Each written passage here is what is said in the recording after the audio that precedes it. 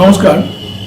আগামী 2রা জুন বৃহস্পতির সঞ্চার, অর্থাৎ বৃহস্পতি মিথুন রাশি থেকে কর্কট রাশিতে যাবে। এখন জ্যোতিষশাস্ত্রে বৃহস্পতি একটা শুভকারক গ্রহ। এখন এই বৃহস্পতির সঞ্চার হচ্ছে কোথায়? কর্কট রাশিতে।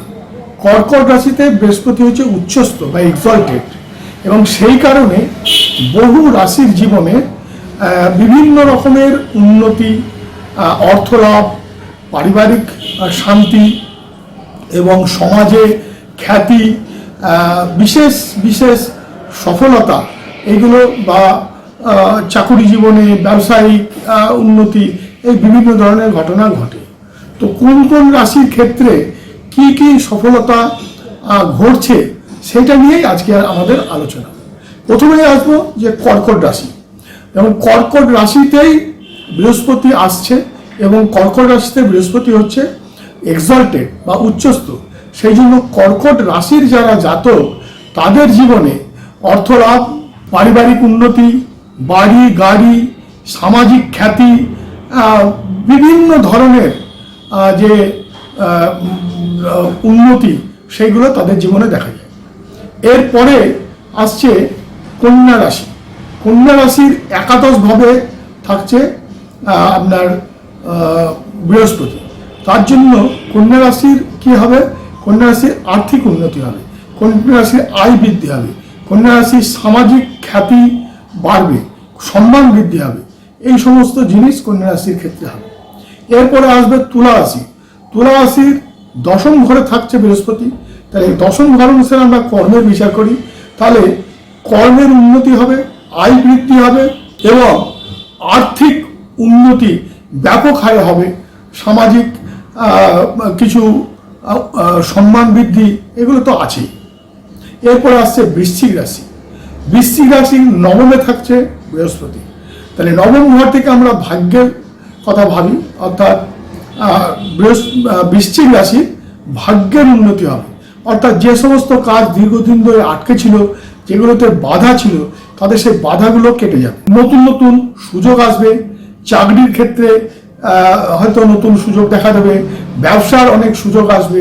এই ধরনের ঘটনাগুলো বৃশ্চিক রাশির জীবনে কিন্তু, যে বৃশ্চিক রাশি যারা জাতক জাতিকা, তাদের জীবনে ঘটবে। এরপরে আসবো আমরা মকর রাশি। মকর রাশির সপ্তমে বৃহস্পতি আসছে। তাহলে এক্সল্টেড অর্থাৎ উচ্চস্থ বৃহস্পতি মকর রাশির সপ্তমে। তাহলে কি হবে? পার্টনারশিপ জাতীয় যে ব্যবসা বা পার্টনারশিপের বা যে সহকারী, তার থেকে সুযোগ সুবিধা, ব্যবসার উন্নতি, যাদের বিবাহযোগ্য, বিবাহ দীর্ঘদিন ধরে হচ্ছিল না, তাদের বিবাহের সুযোগ সুবিধা তৈরি হওয়া বা বিবাহ হয়ে যাওয়া, এই ঘটনাগুলো।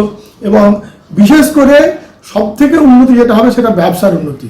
এটা মকর রাশির জীবনে হবে, এবং তার ফলে কি হবে? তার অর্থনৈতিক উন্নতি, গাড়ি বাড়ি, এগুলোও কিন্তু তাদের জীবনে ঘটতে চলেছে।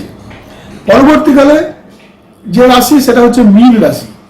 মীন রাশির পঞ্চমে আসছে বৃহস্পতি। পঞ্চমে বৃহস্পতি থাকার জন্য সন্তানের উন্নতি হবে, সন্তানের থেকে সুখ পাওয়া যাবে, এবং পারিবারিক একটা সুখ শান্তি, পারিবারিক জীবনে সফলতা, এইগুলো তাদের জীবনে ঘটবে। অর্থনৈতিক উন্নতিও তাদের জীবনে আসবে। এরপর আসবে বৃষ রাশি। বৃষ রাশির তৃতীয় আসছে আপনার বৃহস্পতি। তাহলে কি হবে? যে ভাই বোনের থেকে সুযোগ সুবিধা, বন্ধুর থেকে সুযোগ সুবিধা, তাদের থেকে আর্থিক সাহায্য বা তাদের থেকে সহায়তা, এইগুলো তাদের জীবনে ঘটবে। ফলে কি হবে? তাদের কর্মজীবনে এই ধরনের উন্নতিগুলো হবে। এখন এই বিভিন্ন রাশির যে বৃহস্পতির সঞ্চারের ফলে কি কি উন্নতি এবং কি কি লাভ হবে, সেগুলো দেখলাম। তবে এক্ষেত্রে দেখা যাবে যে মেষ, কুম্ভ এবং তুলা রাশির ক্ষেত্রে একটু তাদের সতর্ক থাকা ভালো, কারণ তাদের জীবনে কিছু কিছু একটু অসুবিধা আসার সম্ভাবনা অল্প বিস্তর রয়েছে। যেমন ধরুন, পারিবারিক দায়িত্ববোধ বেড়ে যাবে, খরচ খরচা একটু বেড়ে যাবে। সুতরাং সেই ব্যাপারে তাদেরকে একটু সতর্ক থাকতে হবে। তো এই বৃহস্পতির সঞ্চারের ফলে কি কি লাভ এবং কোন কোন রাশির ভালো হবে, বা কোন কোন রাশির সফলতা আসবে, কোন কোন রাশি মানে উন্নতির চরম শিখরে পৌঁছাতে পারবে, সেই সব বিষয় নিয়ে আমরা এখানে আলোচনা করলাম।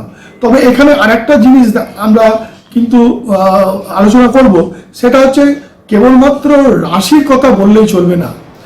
যে সমস্ত রাশির কথাগুলো বললাম সেই সমস্ত লগ্ন অর্থাৎ যে সমস্ত জাতক জাতিকার সেই সব লগ্ন আছে, অর্থাৎ কর্কট লগ্ন, কন্যা লগ্ন, তুলা লগ্ন, বৃশ্চিক লগ্ন, মকর লগ্ন, মীন লগ্ন বা বৃষ লগ্ন, এইসব লগ্নের যারা জাতক জাতিকা তাদের ক্ষেত্রেও কিন্তু ঠিক এই ধরনের সফলতা কিন্তু আসবে।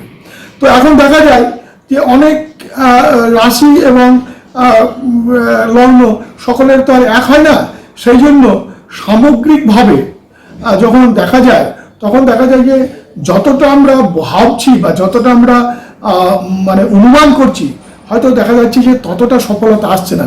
তার কারণ হচ্ছে হয়তো আমার যে সমস্ত রাশির কথা বললাম আমাদের হয়তো রাশিগুলো সেইগুলোর মধ্যে থাকছে কিন্তু হয়তো লগ্নের মিল থাকছে না।